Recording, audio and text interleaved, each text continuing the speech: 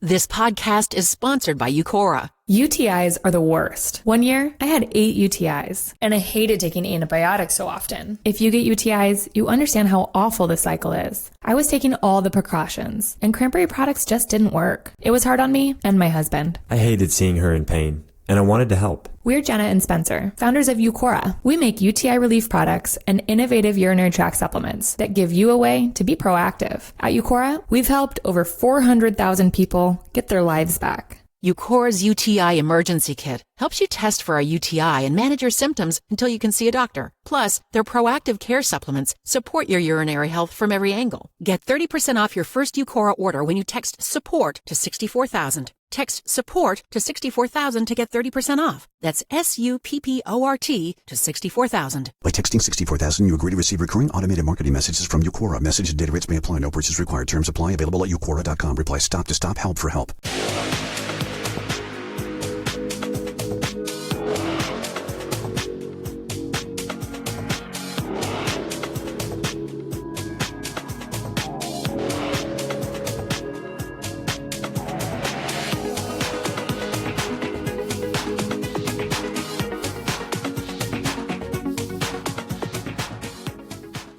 Welcome to another episode of Behind the Dreamers. I'm Jennifer Loading, and we are talking to the achievers, the creators, the magic makers, and the dreamers. These are our friends, these are your friends, and they are living the extraordinary.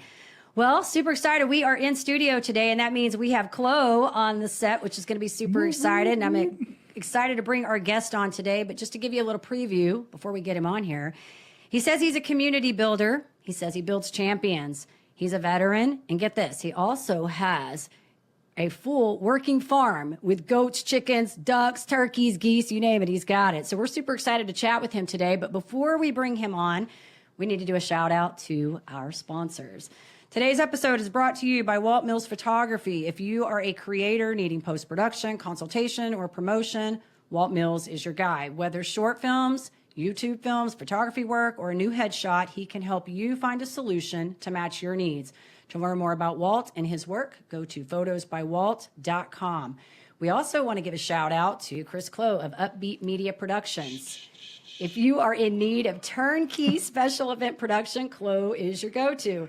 You can learn more about him and his work at upbeatmediapro.com. All right, it is time to bring our guest on today. Yeah, it's going to be exciting. I just want to do the same cool thing that he did, right? Yeah, absolutely. I know. He's got it all going on over there. That's why we like to come in studio. We get the little extras, the little fun stuff.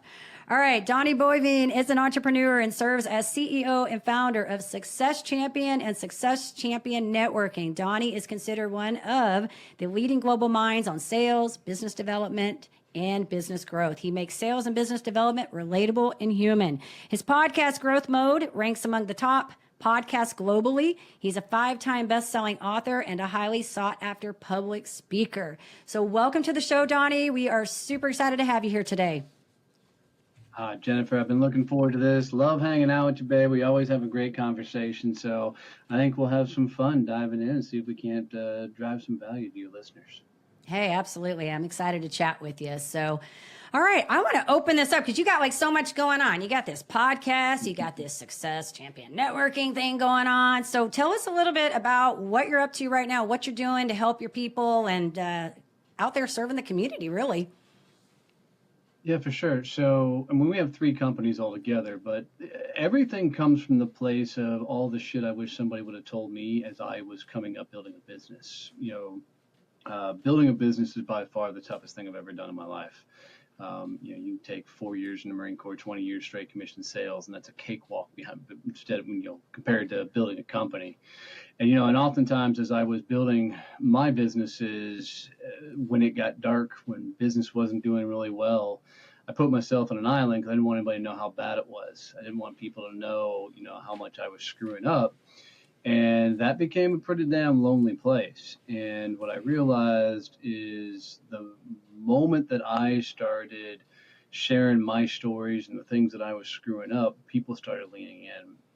So we designed everything to literally teach the things that I wanted to know. I mean, we fixed how the world networks by creating these phenomenal networking groups that have become the fastest growing networking organization on the planet right now. We have 55 chapters across the U.S. We're launching 47 more. We got 3 in Canada, 6 more in Canada. We're opening in the Philippines. We're riding a bolt of lightning with these right now. We do the Champions Table Mastermind, where we teach all the business things that nobody was out there teaching me. And then we have the Badass Business Summit, where we bring a bunch of people together and literally get them to work on their business at the conference. So everything is, we tell it all, we share it all, and we just give it all away as much as we possibly can. It's been fun to build. Yeah. Well, and you said something I think that was really interesting here, talking about all of the mistakes, because you're right. Building a business is hard. I don't know how long you've been an entrepreneur, but I feel like I've been in this space for like 23 years. And, it's a nonlinear process, right? It's very much an ebb and flow and learning what's working, what's not working, and being a long-term thinker, right? Like you've got to think long-term to weather this, because it is hard. And so I'm impressed with that, that part of it sticking out. But I think also you said something that was really great is showing the people, when you become authentic and show the people where the mistakes are, and you can put that forward, because I think people can then relate to what you're going, what you went through, and they can take that and apply it to where they are at that moment. Yeah, 100%. I remember the first podcast that I went on, and, a guy asked me what was the toughest moment in my life. And I said, the day I walked out to my farm, I walked out the back door, and my wife's Jeep was gone.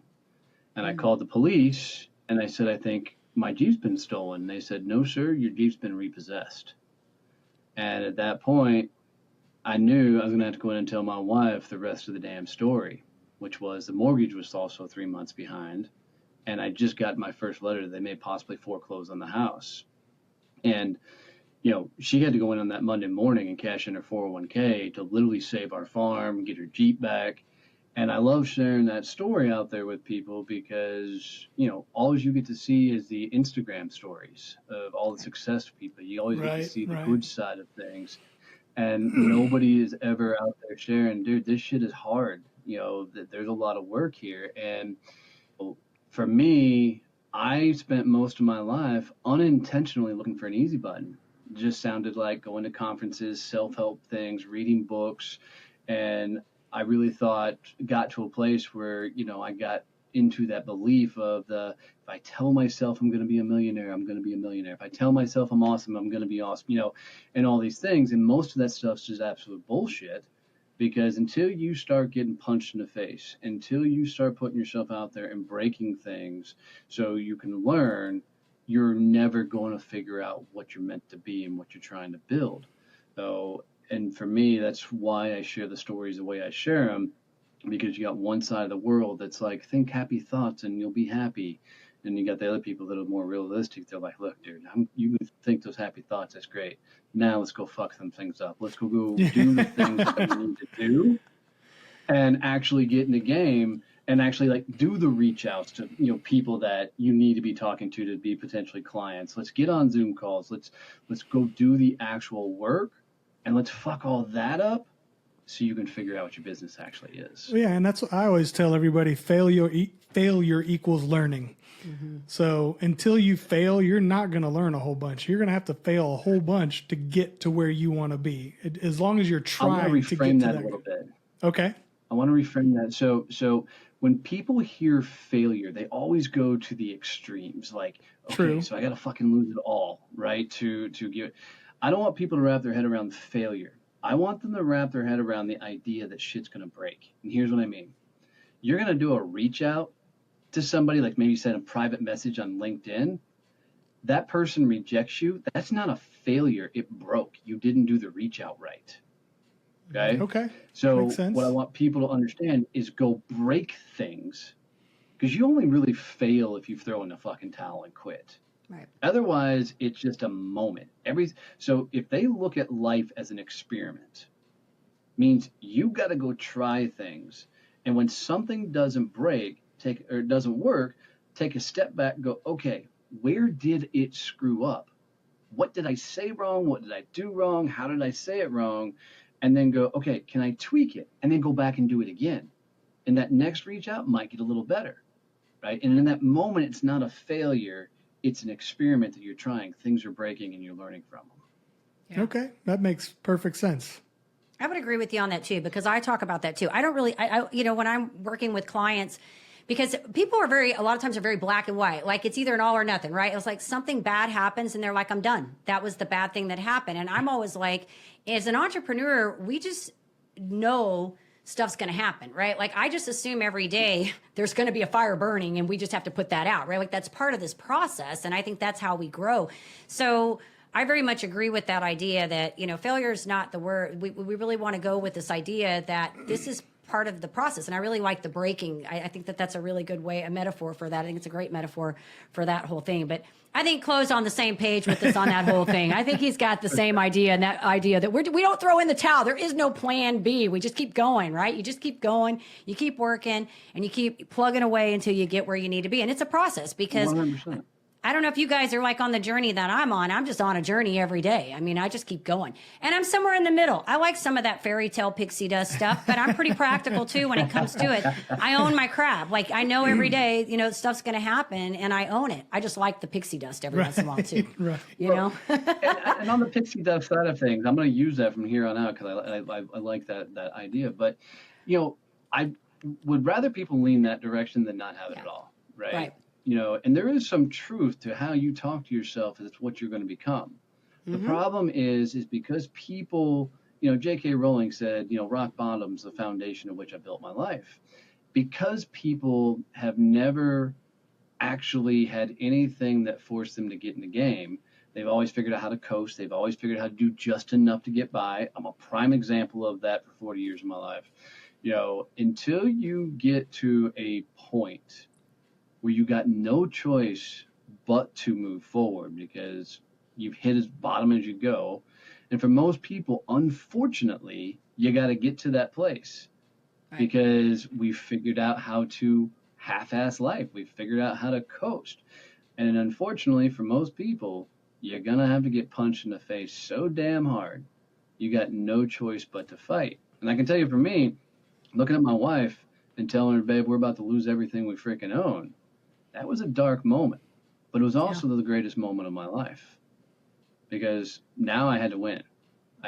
It was like, Adrian in the Rocky movies looking at Rocky and say, win. I had no choice but to get after it. And I tell you, being an entrepreneur, we're the craziest dumb people on earth. Because the only people that are willing to get up every day and go, oh, let me get punched in the face today and smile. And then the second side of that is success is only found by the people who are too dumb to quit. We stay in the game longer where most people, and logic says you should throw in the towel, go back and get a job. The only people that won are the ones that stayed in the game and they never quit. Yeah. They kept screwing up until they figured it out. Good stuff. Good stuff. I agree with you. I agree. I think you have to do hard things.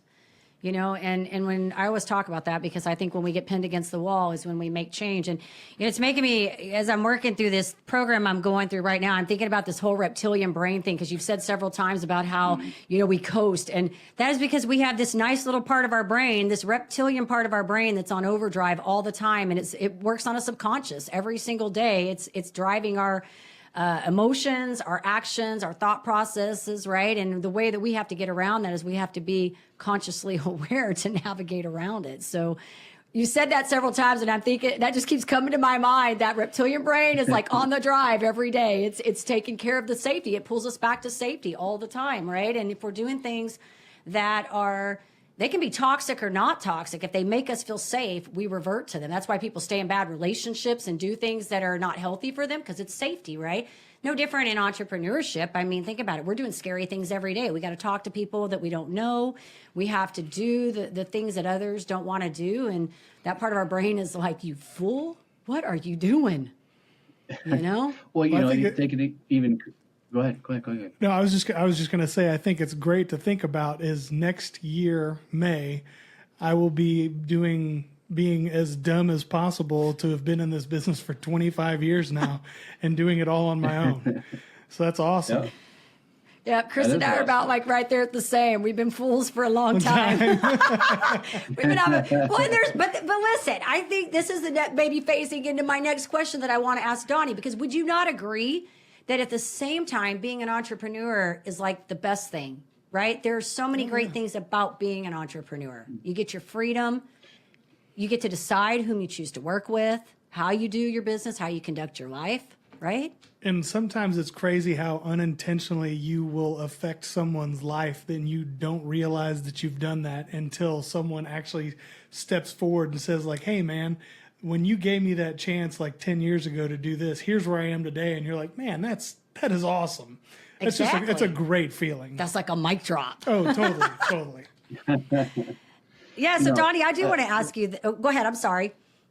No, I say what's fascinating about all that is, and I want your entrepreneur listeners to hear this, that a lot of people hear that you can choose your own hours, work your own time, and do the things you want to do. And I want them to understand one thing. You can do that once you've made it. Yeah. But up until the point that you actually have a business that's functioning and covering your freedom number. And what I mean by your freedom number is that exact amount of revenue coming into your business on a monthly basis that allows you to live, not survive, not thrive, but live. Once you cover that freedom number, then the real work actually begins. But people hear that you can work the hours you want to work when you want to work and everything else. And I know this is not what you're saying, Jennifer, but Yeah. They hear that and they think that they're going to be able to work part-time to build the life that they want to build. And the truth of the matter is you're going to work harder building a business than anything you've ever done in your life. And if you don't build a business, all you're going to do is build a crappy job for yourself and be a slave to what you're doing because you actually just didn't put it all together. So, I'm not the hustle and grind guy by any stretch of the imagination, but I am the wake up, get punched in the face, and do the work until the work's done guy. And people don't want to hear that. They want to hear I can set my own hours. And once again, I know it's not what you're saying, right? They want that easy button, and the lure of being able to create that life is what they're all hearing and like, oh my God, I want to do that, not knowing that being an entrepreneur is the greatest way to meet yourself. Because when you've got, down to it, at the end of the day, you're going to get to a point where you run out of excuses. You're going to get to a point when you realize, as an employee, you can literally use excuses all over the place. But when it's your own business, there ain't no excuses left. It's on you. Your success, that's your fault. Your failure, that's also your fault. And the quicker you own that, the quicker you'll go. But build a company. That personal responsibility, I think, comes with that. But yeah, no, I agree with you on that. And I think there is a lot of misconceptions that people think, well, I come in, I can set my hours. That might be 4 hours a day. No, you got to be willing to put in the work to do the business. And, and I think that's what separates. When Jay Mamie was on our show, remember, Chloe talked about the wannapreneurs. The wannapreneurs. The wannapreneurs. I always say, when people come on our show, there's always something I take away. There's something they say, terminology, something. I'll be like, that's not quite how I would have said it, but I'm thinking the exact same thing. But his thing was the difference between entrepreneurs and wannapreneurs. And we know who they are, and I think as a whole, yes, we look for the easy way to do things. So I think that's what's going to separate the people from making it and that don't make it is the difference in their work ethic. And if they show up and they keep persisting and doing the whatever you want to call it, grind, whatever it is, terminology, right? But the bottom line is, yeah, you're setting your hours, but you need to show up and do those hours. You need to figure out what it is to get that job done and show up and do the work, I'm not lying about that. We might pixie dust that a little bit, but there is truth there, right? So, Donnie, I do want to ask you because, talking in all of this pragmatic and realist way, I think this is a fun question because I think our audience would like to know this. So what is it that absolutely keeps you in the game with this all the time? I don't believe in goal setting. And there's actually been a lot of cool science behind this recently, and they've come out and they said that, goal setting doesn't work for most people. Some people it does, right?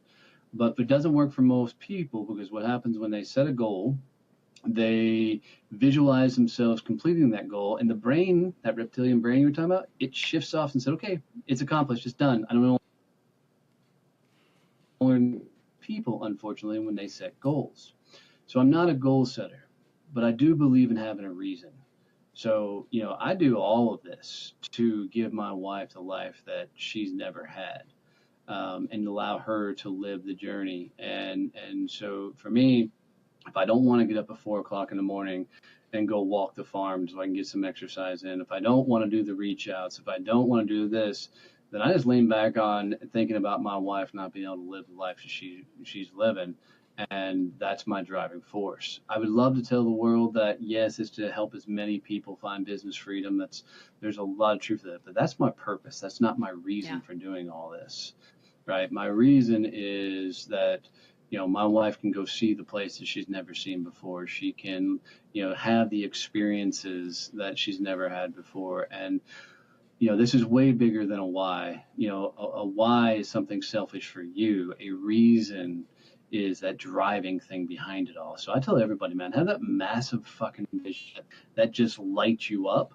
And you got your vision right when other people want to help you build it. Have that vision in front of you and then find the reason to do nothing but drive towards that vision. Yeah. Don't set goals because goals are going to demotivate 90% of the population because their brain has not ever accomplished a lot of the goals. It's like 1% of the world is actually driven by goals, right? The rest of us, we've got to find ways to find these micro wins along the way. Maybe it's calling them milestones, but finding the micro wins over and over again, and then having that reason to push you till you can fulfill a portion of that vision and then go after the rest. Yeah. All right. So good stuff, Donnie. All good. Good. And yes, I do agree. You do need to have a why and you need to have something to in this because you have to own it. And if you're, just stuck on a goal, especially if it's somebody else's goal and not your own, yeah, it doesn't work. It never works. So one of my friends said something that I actually liked. He says, you got to name it to claim it. Mm-hmm. Yeah. Mm-hmm. Yeah, I agree. I agree.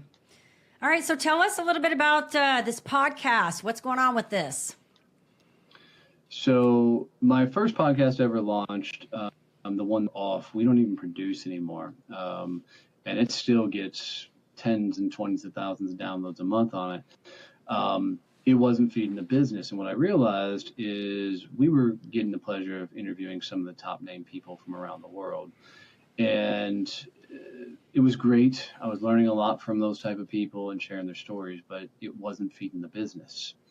So we flipped the script and we launched Growth Mode to go straight at teaching all the things that, Kevin and I, who's the COO, co-founder of Success Champion Networking, it's just him and I each week kind of coming from this introverted, extroverted, visionary implementer, style of things. And we talk all about sales, business development, business growth. We lay it all on a line of the things we're struggling with as we still continue to grow. We talk about all of our struggles, kind of getting to this point. And the whole idea is people can jump in and find, just like you, little nuggets of things that they can instantly apply and use in their business. And so you got two veterans that bust all the way through it, so we have a good time doing that. But it's really tactical takeaways and quick 30-minute segments.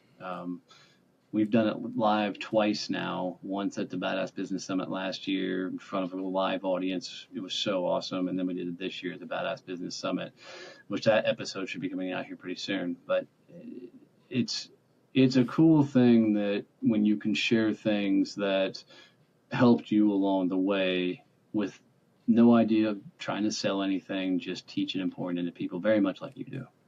Yeah, very good. Very good. So where do you see all this going? Anything new coming out or just going to keep plugging away and growing and doing these summits?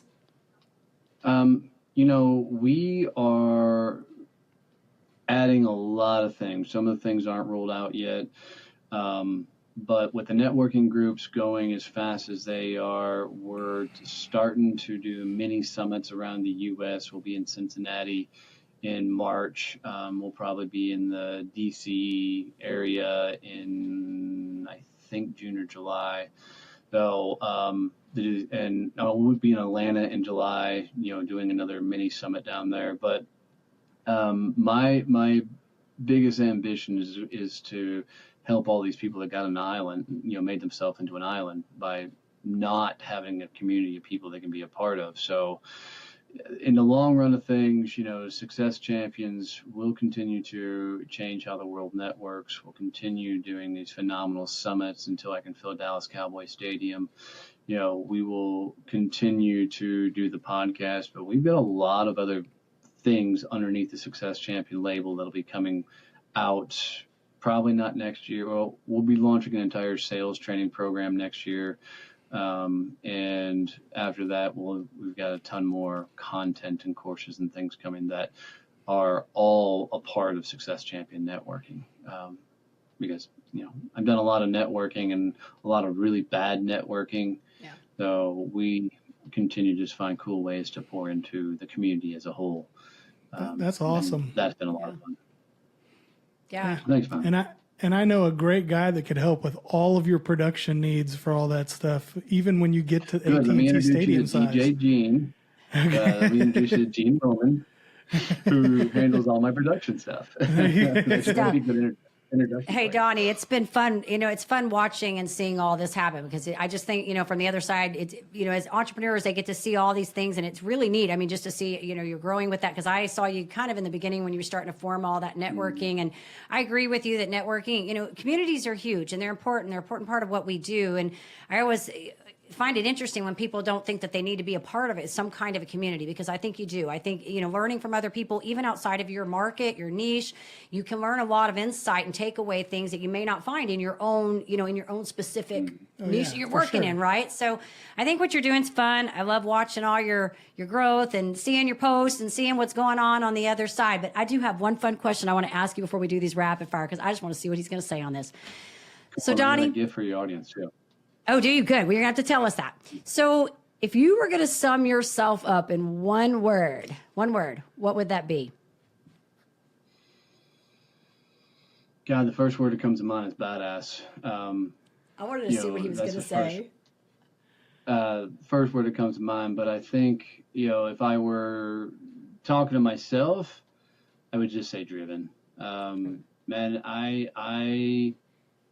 I think for a lot of years I was trying to find out who I was and discover, what's my biggest purpose in this world. And, now that I've figured it out and know what I'm doing, I've always been kind of a driven guy and always been somewhat an achievement side of things. But now that we just have such a massive vision, it's kind of like hold my beer and watch this shit because it's going to get crazy from here. Hold my beer. That's good stuff. Hey, I think the words work. It's good, and it's your word. I just think that's a fun question, because it's like when you, I don't know, maybe I know you worked in the corporate side of things before. Am I correct? You did corporate before you did it. So, when we used to have to go into interviews and they'd ask you those kinds of questions, like how, about yourself. And a lot of people struggle with that, how to describe themselves. And so I always think that's just kind of a fun question. I like to hear what people come up with about themselves. It made me think. Yeah, it was good. I didn't prep you on that one, but you did good. No, you did good. I like it. You did good. All right. Well, we're going to do some fun questions, and we're going to let you talk about that offer or whatever that is that you got going on because we want to know about it. But I think we need to do a few fun questions. Don't you think, Chloe? For sure. And I also want to know where I can get an awesome shirt and hat like he's got there. Where can I get the cool merch? All right. Yeah. DonnieBoivin.com. Just click on store. There you go. Awesome. All right. To our listeners, you can go there and get some merchandise. All right, Chloe, do you have a question you want to start with? I do. Since his military background, I want to know, what is the first firearm you ever shot? Ooh. 22 Winchester, little pump action. Looks, the old show like The Rifleman. Yeah. My first gun that I ever shot was actually as a kid with the looks like the Rifleman's gun, but it was the 22. Same here. That's actually hilarious. Same exact. I got a nickel plated one as a kid. It's a good question. We've never asked that question. Mine was definitely just the wooden stock and the black barrel, but it was definitely just a little chamber one, like one round shot. Yeah. Awesome. All right. I want to ask this question because I know you have this farm. Okay, Donnie, did you grow up in the city? Are you city boy or are you country boy? So it's fascinating. I didn't get on a farm until I was 5 years old. And so from ages 5 to 11, I lived on a 500-acre farm in Kansas. We didn't own the land. We rented a house on the farm, or on the farm, and we did 4-H and all that stuff. But after the age of 11, we moved to Texas, and then I lived in the suburbs up until 2016. Elizabeth and I moved out here to the farm. So, I didn't know that I wanted to get back to the country until life got so crazy and busy that I didn't want people anymore. Yeah. So we created our sanctuary out here. I really used to be a people person, but people screwed that all up. Right. Well, what's coming to mind is like you can't take, how they always say like you can't take the country out of the boy or whatever. Like your roots always come back to find you somehow. That's funny you said that about people. They're one of my favorite little TikToks is this guy. He goes, the people that I really dislike are the people. And that's it. That's all. Oh, we all have our moments, right? Even I say that sometimes. Is everybody likes to say I'm an extrovert, but I think I've learned a new term, and I don't know if y'all have heard about this, but I think I'm more of an ambivert because I can go either way. When I've had too many people, I'm introverted. I need time off. People start getting on my nerves after a while. I'm like, okay, we need some downtime, Jennifer. Stay out. Call it a timeout. You put me on a stage. You put me on a stage in front of people. Life's good, right? I can be up on that stage all day long speaking. You put me into like a group of 2 or 3 people, and I'm as awkward as the next dude. You're just like done. So you're done. Well, maybe you're an ambivert too. It's a new word I learned this past week. I'm always looking for new words. That was a new one. I'm like, is that really a real thing? There you go. Well, because this came up, I was with 2 people the other day, and they were like, the one was really, really extroverted, a lot extroverted. And she said to me, I said, I need to process, because they were both talking at the same time. And I said, I had 2 ears. They can't listen to both. So I said, I need a moment. And she said, well, I know, because you're an introvert. And I'm like, how? I had to stop for a minute. I'm like, yeah, exactly. I'm like, what? So, but then I thought, no, to some people I am an introvert because I do process. I have to sit back sometimes and think for a minute because it's a lot, So that's why I think we're all a little bit of, depending on the situation and who we're with at the time, right? Absolutely. And it's funny because I noticed that when Jennifer does go to her introverted state, I always have a tendency to go, are you okay? Oh. Is everything all right? I do. I have moments. Yeah, I have moments where I'm like, I need downtime. I need down. Yes, exactly. All right. Any other questions you want to ask him? We've had so much conversation here. It's been fun. Been great. Yeah, absolutely. Oh, I do have one. Okay. Hey, Donnie, first concert you ever attended? First concert was 4 bands, the old Dallas Cowboys Stadium. It started off with Days of the New, then went Kid Rock, then Korn, then Metallica. Oh my goodness. Metallica lead singer didn't show up, so all the other bands came up on stage and did all the Metallica songs. Oh. So so you had Korn singing Metallica, Kid Rock singing Metallica. Kid Rock had David Allan Coe on stage with him even. The little person that was part of the Kid Rock band, he actually read the poem, the Now I Lay Me Down to Sleep. It was so rad to watch them do all this. Yeah. And then all the people in the bleachers of old Cowboy Stadium started ripping the seat cushions off during the mosh pits and were throwing them down in a crowd. When we finally left the concert, because we were down on the floor right by stage and all the mosh pits and everything. When we left the concert, you walked out, all the seat cushions from the entire stadium were just stacked up against these walls that you walked out past. It was insane. Yeah, that was my first big crazy concert. This was 1997 or 6. Yeah, right. Yeah, because I was in the Marine Corps still. I'd come home on leave and went to that. That was my first tour. I went on. So you were part of that. Yeah. Wow. That's I've seen crazy. Korn, but I don't know who I saw them with.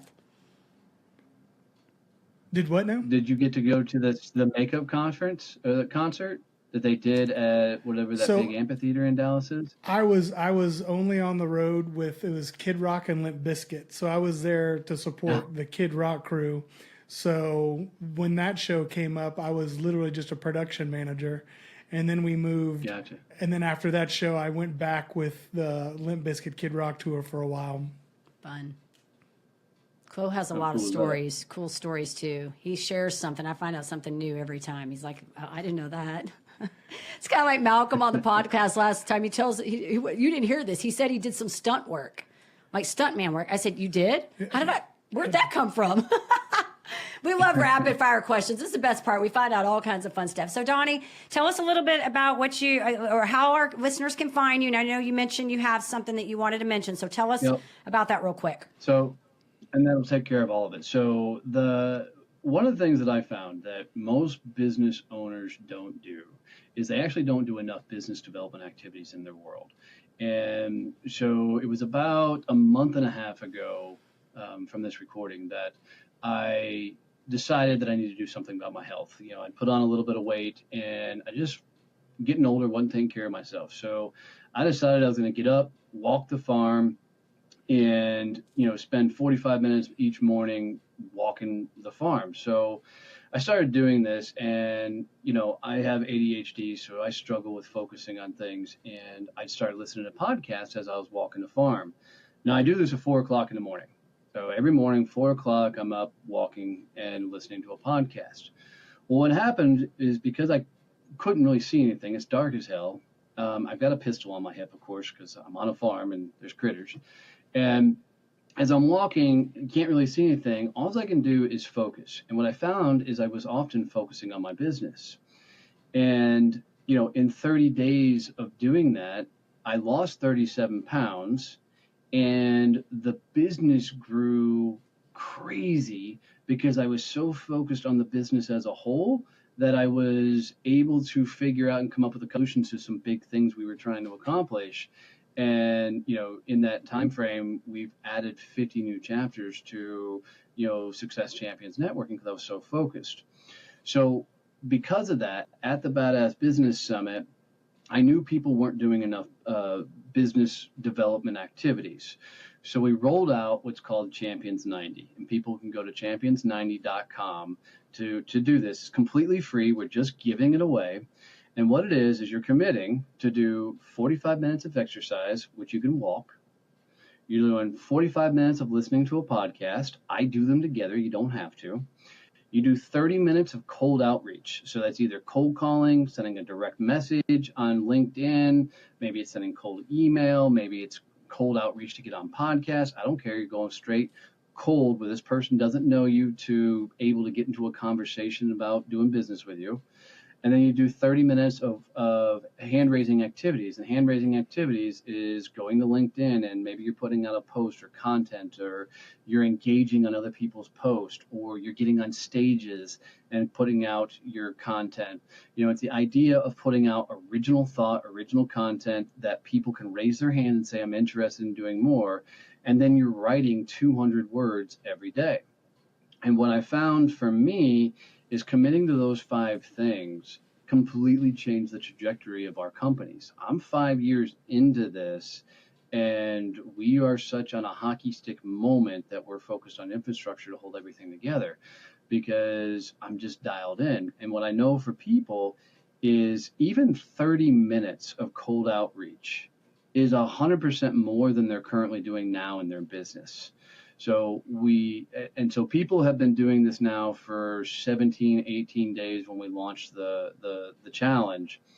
And you should see the DMs. I mean, if you go to LinkedIn and just hit the hashtag Champions90, you're going to see the post and the people talking about it and how much it's already impacted their business.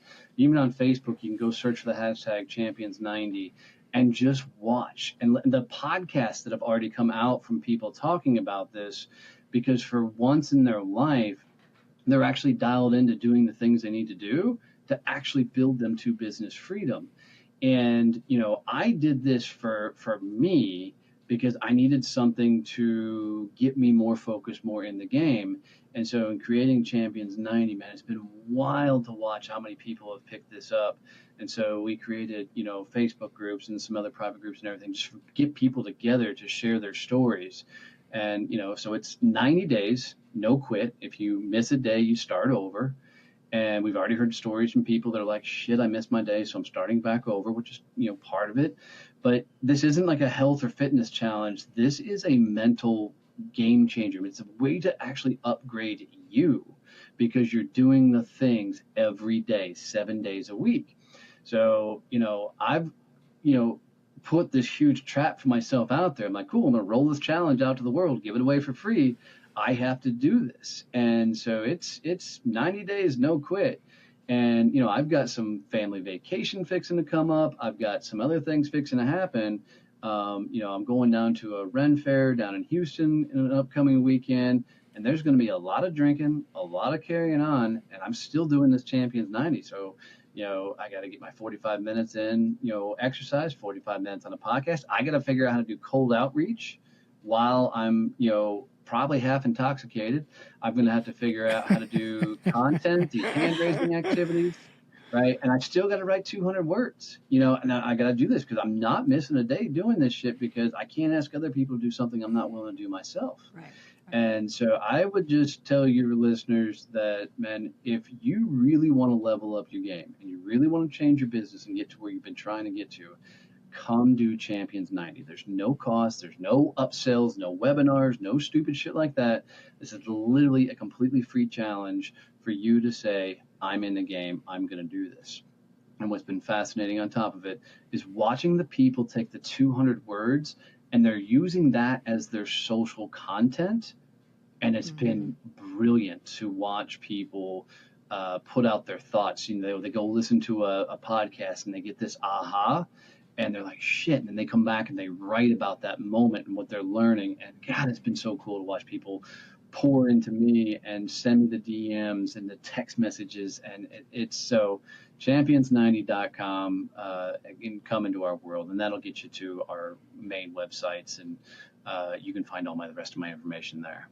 Very cool. Well, thanks for sharing that. I could see you lighting up there, Donnie. You're getting excited. It's all good. No, I understand that too. I mean, I get it. It makes me, it's kind of like, it's not a fitness thing. I mean, there's a component to that, but I do think that, because I'm big on the fitness part of things, and I think that is a huge part of how we keep our success intact. It's an extension, and how you do one thing in life is how you do all things. I firmly believe that. Yep. So thanks for sharing that. One fun thing for you, though. One fun thing for you guys.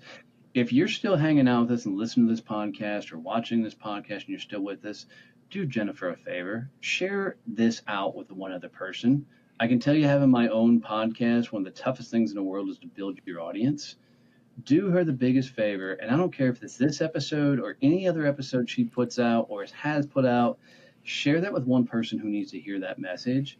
Because if you will just share that with one person, it's like you walked up and gave her a virtual hug, and it'll mean the absolute world to her. So share this message with one person to help her grow the show. Thanks, Donnie. Appreciate it. All the things he just said. Yes. Thank you. Yes, thank you.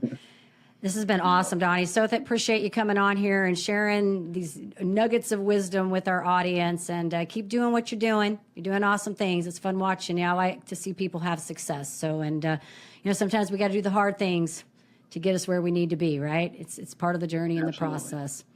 All right, so we do, of course, want to say to our listeners, if you enjoy our show, please be sure you give us a rating both on iTunes and Facebook. We can't do this without you. And hit that subscribe button. I got that part down pretty good. All right, we want to leave you with a final thought. In order to live the extraordinary, you must start, and every start begins with a decision. You guys take care, be safe, and be kind to one another. We will see you next time.